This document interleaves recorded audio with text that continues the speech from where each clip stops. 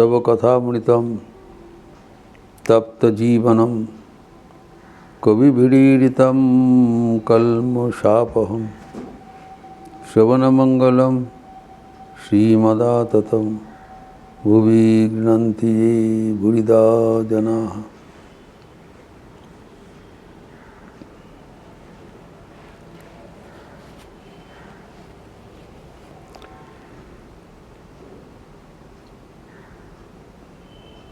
कृपा का बात चल रहा था। भगवान लाभ साधन सापेक्ष नहीं, कृपा सापेक्ष है। अर्थात साधन भजन करते हुए हम अपने को तैयार रख सकते हैं, लेकिन भगवान लाभ तभी होगा जब भगवान का कृपा उपलब्ध होगा। कृपा हमारे जीवन में कार्यकरी होगा। ये हम कठोपनिषद का श्लोक उद्धृत करते हुए देखा है। कठोपनिषद 1:323 में बताया, नायमात्मा प्रवचनेन लभ्यः न मेधया न च बहुना श्रुतेन जमे वैश्य वृणते तेन लभ्य तस्य आत्मा भी वृणते तनुसाम। जिसको ऊपर अनुग्रह होगा, भगवान जिसको अनुग्रह करेंगे वही पाएंगे। लेकिन इसमें इसके साथ साथ और भी कुछ बताया हुआ हमें याद रखना चाहिए, परवर्ती श्लोक भी याद रखना चाहिए कि जिसको ऊपर भगवान अनुग्रह करते हैं वो तो मिलता है, और किसको नहीं मिलता है वो भी बता दिया। तो भी हमें ध्यान से याद रखना चाहिए। तो कौन कौन व्यक्ति को भगवान को कृपा मिलेगा नहीं। नाविरतो दुश्चरितात् न शांतो न समाहितः न शांतो मनुषा वापि प्रज्ञानेन एनम अपनुआत् प्रज्ञानेनैनम अपनुआत्। ये बहुत ही इम्पोर्टेंट बात है कि जो हमें सदैव याद रखना चाहिए कि by scholarship you can be great man but not a ब्रह्मज्ञानी। ये प्रधान चीज़ है। जो भौतिक ज्ञान और आध्यात्मिक ज्ञान में ही फर्क है।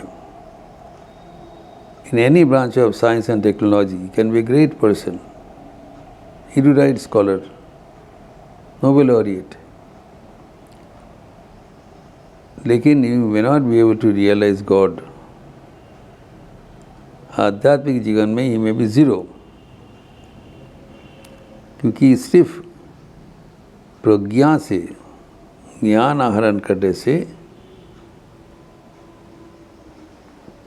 आपका प्रज्ञा बहुत विशाल हो सकता है, लेकिन आपका जो आत्मा का जो अनुभूति वो तब तक नहीं होगा जब तक आप मन समाहित नहीं होगा। उसमें क्या क्या चाहिए, किसको नहीं होगा। ना भी रहो तो दुश्चरितात्, अर्थात जो जब तक पापाचरण से हमारा मन निवृत्त नहीं होगा। It is a direct relation to our moral life, ethical life. An erudite scholar need not be ethical. It's not necessary. His personal life may be something else. उनका चरित्र क्यों भी हो, अगर वो ज्ञानी है तो वरेण्य है, लेकिन जो दुष्चरित्र है वो कभी ईश्वर लाभ नहीं कर सकते। ये है बात। अर्थात it's a direct consequence on our the life style, जीवन शैली, जीवन के आचरण, इसके ऊपर ध्यान देना जरूरी है। ना भी रहा तो दुश्चरिता, दुश्चरित्र होने से नहीं होगा। न शांतो न समाहिता, जिसका मन अशांत है, जो व्यक्ति इंद्रिय सुख पाने के लिए लालायित है, उसके मन उसके पीछे दौड़ता है, एवं जो एकाग्र चित्त नहीं है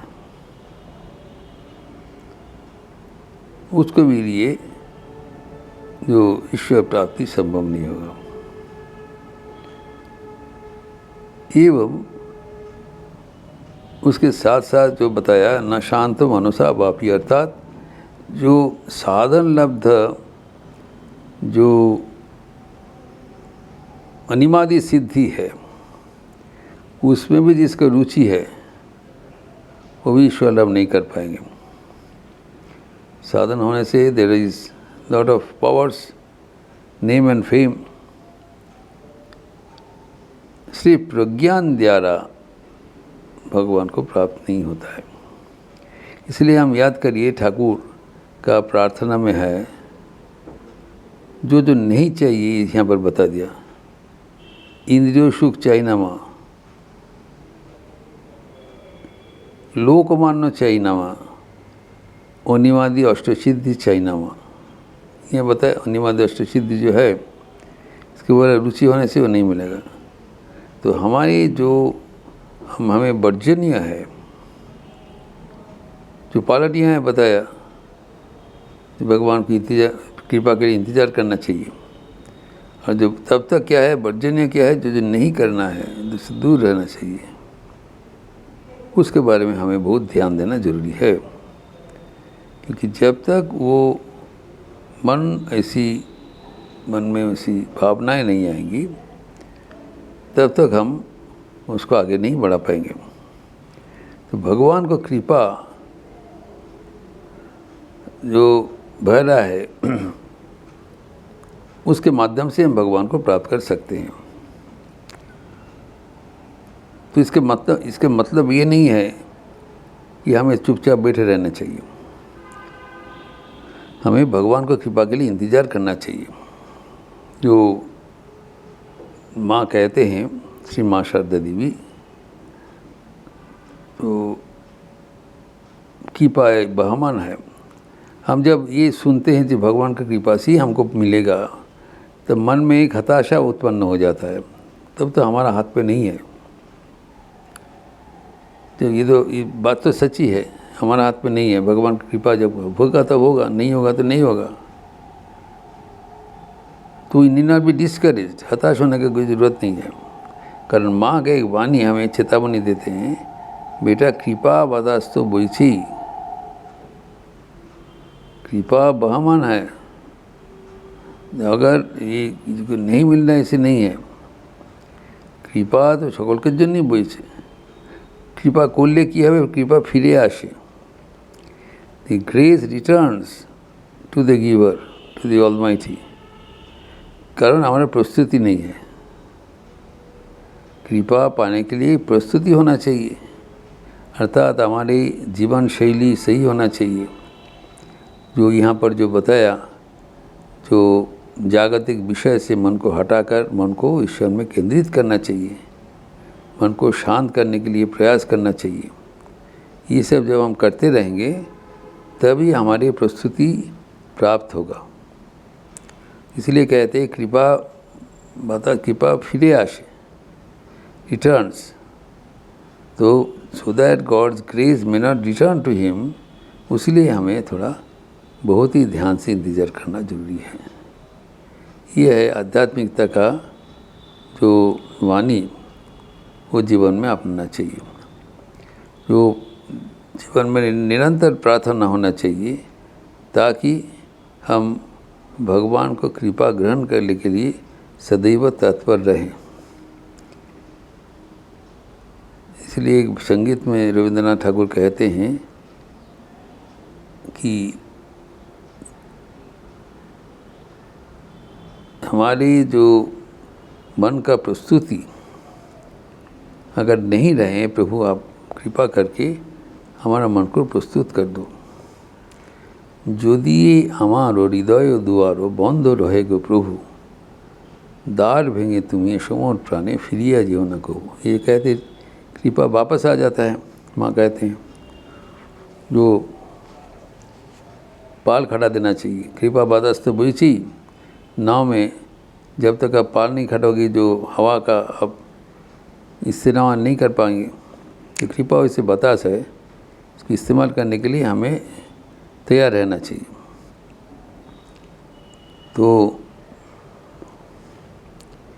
तो भगवान किसी कहते हैं, যদি কোনো দিনও এ বিনালো তারে তবু প্রিয় নাম নাহি ঝঙ্কারে, দয়া করে তবু রহিও দাঁড়ায় ফিরিয়ে যেও না প্রভু। अगर if I am not concerned, I am not attentive to my spiritual discipline, please wait, please give me time so that I can make me ready. तो हमारे जो प्रस्तुति करने के लिए भगवान को ये आंतरिक प्रार्थना होना चाहिए, एवं इसके लिए भगवान के प्रति वो आघात भी प्रार्थना करता है। যদি কোনো দিনও তোমারও আহ্বানে সুপ্তি আমারও চেতনা না माने, वज्र वेदने जगायो हमारे फिरियो जियो न तुम्हें। अगर आपको बुलावा, अगर आप कभी हमें पहुँचें, आपका कृपा कभी भी हमें महसूस हो, वो अगर इस्तेमाल ना कर सके तो हमें जो सचेतन कर दो। उसके लिए जो आघात का ज़रूरत होगा तो अब स्वागत है, तो ताकि हमारा जीवन सफल हो जाए, सार्थक हो जाए। और ये इसको करने के लिए जो यहाँ पर कहा गया है कि जो हमारे जो आचरण वही होना चाहिए। तो you have to be very careful about our life, about our lifestyle, जो ताकि ये भगवान को कृपा हमारे जीवन में कार्यकरी करने के लिए हम तैयार रहे। अभी जो हमें जो समझ क्या हुआ कि भगवान को प्राप्त करने के लिए हम जो कुछ कर रहे हैं वो तो जारी रखना चाहिए, लेकिन कभी हमारे अहंकार नहीं होना चाहिए जिससे हमें मिल जाएगा। हमें तो जो कुछ करना है भगवान को प्राप्त करने के लिए हमारे जो क्षुद्र प्रयास है करते रहें, एवं अधीर आग्रह से प्रार्थनारत होना चाहिए, ताकि हमारे जो ये कहता है कांस्टेंट विजिल, सदा जागृत हमारे मनोशक्ति होना चाहिए। We should be ever awake. कभी भगवान को बुलावा आएगा उसका ठिकाना नहीं है। So there is a constant awareness, constant wakefulness with the thought of God. ये जो आध्यात्मिक जीवन में कहा जाता है कांस्टेंट विजिल। भगवान को कृपा का आह्वान कब आएगा पता नहीं, एवं जब तक वो आह्वान नहीं आएंगे, कृपा का संकेत नहीं आएगा, हम पहुँच नहीं पाएंगे। उसके लिए हमें सदा सतर्कता होना चाहिए, सदा जागृत विवेक। स्वामी भूतेश्वर जी कहा करते थे, ईश्वर लाभ करने के लिए सदा जागृत विवेक का जरूरत है। You cannot afford to have any slackness in our life. It has to be constant aware. हमारा जो डिस्क्रिमिनेशन शुड बी कांस्टेंट, सा दैट ना भी रहो तो दुश्चरिता, कभी हमारा पदस्खलन ना हो। क्योंकि अगर हमारा जो कार्यबली वो अगर असंगत हो, तब हमें कृपा को अपात्र बना देंगे। Will not be able to hold his grace. फूटा पात्र में पानी नहीं रहता है। We have to be constantly careful. सो ना भी रहा तो दुश्चरिता बताया, एवं हमारे मन को समाहित करने के लिए, न शांत न मानसा, उनको समाहित करने नित्य नियमित निरंतर हमें जो अभ्यास करना चाहिए। ऐसी नहीं होता है। नियमित रूप से मन को भगवान के प्रति एकाग्र करने के लिए अनुशीलन करना चाहिए। वो एक ओर से जीवन शैली के ऊपर ध्यान देना चाहिए, दूसरे ऊपर मन के ऊपर ध्यान देना चाहिए, एवं जो मन को भगवत केंद्रित करने के लिए भगवान को जो साधन है उसको करना चाहिए, एवं उसके साथ साथ जो ईश्वर प्राप्ति के फलस्वरूप जो रिद्धि सिद्धि प्राप्त होता है, जो ख्याति होता है, जो लोको ख्याति होता है, इस सब से बच के रखना चाहिए। ये सब में हमें हमारा मन को अहंकार पूर्ण कर देते हैं, ईश्वर से दूर कर देते हैं। ऐसी करने से हमारा मन ईश्वर के प्रति एकाग्र रहेगा एवं भगवान की जो कृपा हम महसूस कर पाएंगे। कृपा तो चाहिए, लेकिन कृपा को जीवन में कार्यकरी करने के लिए हमें निरंतर प्रयास भी करना जरूरी है। एवं कब भगवान का कृपा आएगा पता नहीं, लेकिन धैर्य सहकर इंतजार करें। आदेश होने से नहीं होगा और अभिमान करने से नहीं होगा। भगवान कितना देर क्यों कर रहे हैं समझना चाहिए। इतना देर इसीलिए हो रहा है कि हमारा प्रस्तुति संपूर्ण नहीं हुआ। भगवान निर्दय नहीं है, वो सर्वदा हमें अपने पर लाने के लिए कातर है। हमें भी उसको साथ इंतज़ार करना चाहिए, साधन में लगे रहना चाहिए। प्रसंग और थोड़ा आगे श्रीमद् भागवतम में जो निर्देश दिया है इस अंश में, वो भी हम चर्चा करेंगे अगले दिन।